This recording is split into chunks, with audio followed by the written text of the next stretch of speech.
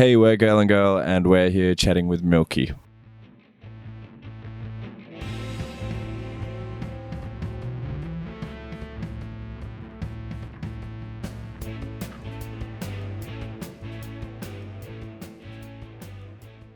So Divorce and Divorce Plus are about divorce. Specifically my parents' divorces. And then, well, not the entire EP. Divorce 1 and Divorce 2 are obviously that, and then the rest of the tracks are kind of just sort of the time that followed in my life, the divorce, which is a lot of ups and downs over the following couple of years. And then I guess Divorce Plus is the new and improved version of Divorce, and that includes our latest single All I See, which covers pretty similar themes, just kind of breakup vibes.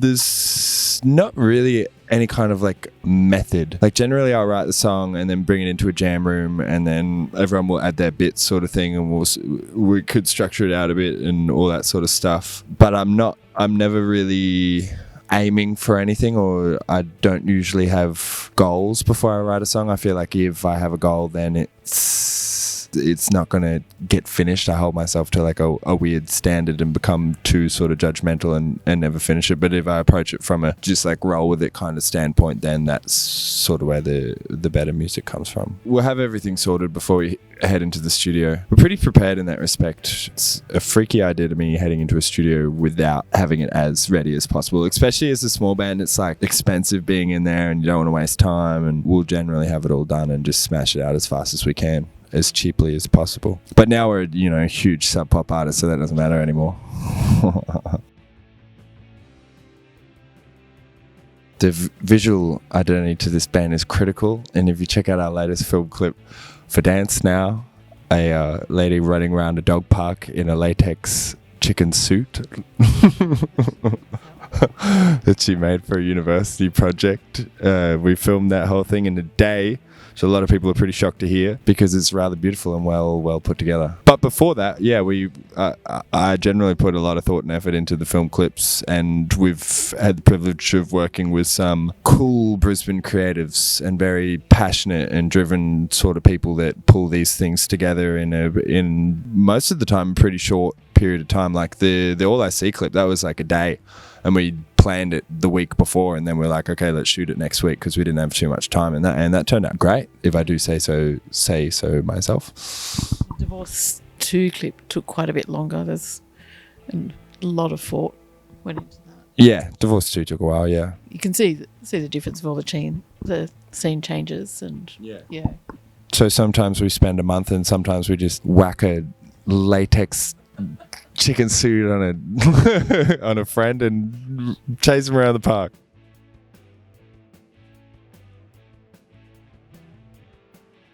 I guess Divorce 2 would be my choice. I'll go All I See. Maybe I'll say Divorce 1, see if they can sit through 8 minutes, and if they're still a fan after that. Yeah, well, if they make it through that, they will be an instant fan. I think Strangers, for me, it's like one of my favorite ones to play live, and I think I think people would enjoy that one. The lyrical lines, like for me, that there's a line in Divorce 2 which is, "You're not my child, I can leave you on the road, you're not my child, there's no way you're coming home with me." That got stuck in my head for quite a while. The intro for Strangers, I find that sticks with me. I would have said the bass line in Dance Now is very addictive. We've played it so many times now that it doesn't go away. Yeah, same with me. That bass line just is always in my head. When Anilus and I got to share a bed. That was not memorable at all. I'll never forget it. You didn't say positive. You didn't sleep a wink, and it kept me awake all night, whinging and complaining. My most memorable moment was when I didn't have to share a bed with Kai every other night.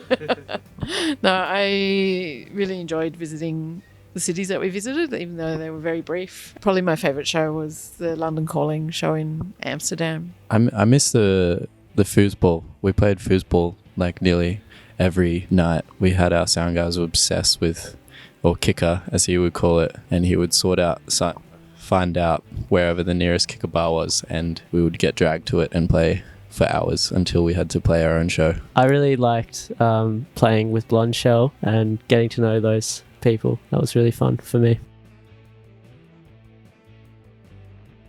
I guess it's fun. Doom and gloom. Doom and gloom.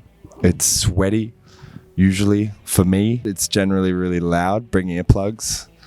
But you should be doing that at every show. A lot of people don't do that. They should expect to sing along. Learn music. Right, learn the lyrics. It's pretty much applicable to any show you go to. Well, we finished this. We're on tour now for another 2 shows, and then we go home. And then in 2 weeks, we're back in Melbourne recording an album for 2 weeks. So that's sort of the big thing on everybody's minds. And then we go home, and then we go back to Europe in November, which is really exciting, playing Pitchfork and all that sort of stuff. And then all kinds of wacky loose plans for next year. I'm sure the album will come out at some stage, and a couple of singles, and maybe we'll try to get to America and back to Europe, all that sort of stuff. Festivals in Australia as well, heading down to Perth for the first time in September, which is cool. Wave Rock, that'll be sick. The Yours and Ours just announced one in Brisbane with the Babe Rainbow, which will be fun. Bleach Festival, Springtime Festival, that'll be fun as well. Just a lot of stuff, but some locked in, some not.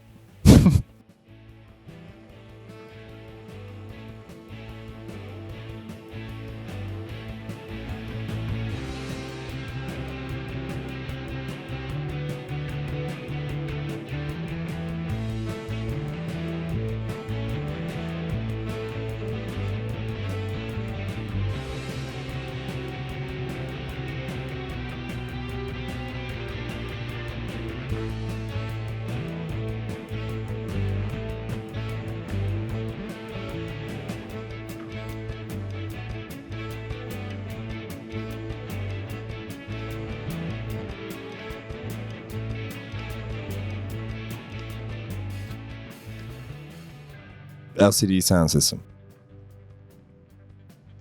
Dream with Kai.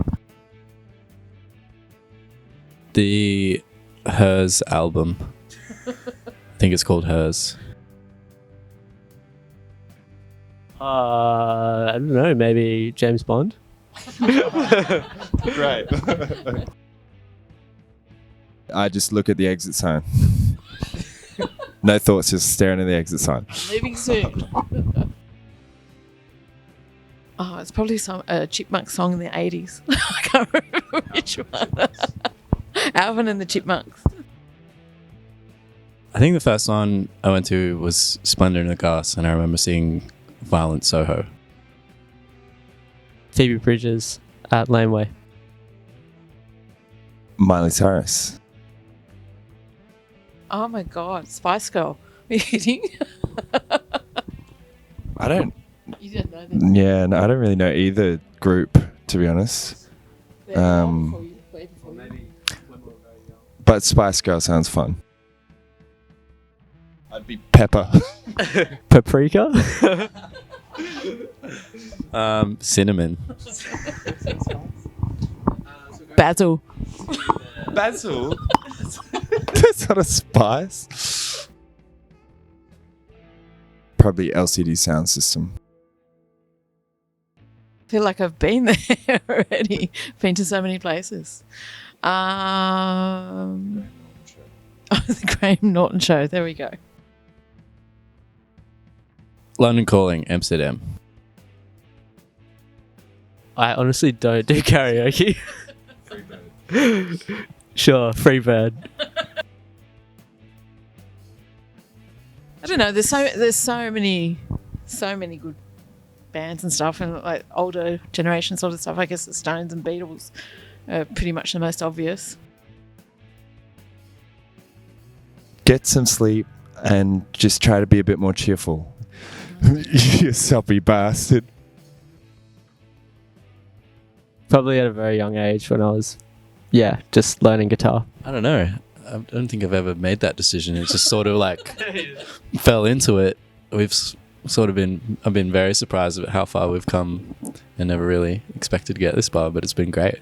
I probably decided I wanted to be a musician when I was about 16, 17, playing drums in bands. And I used to perform piano as well at school.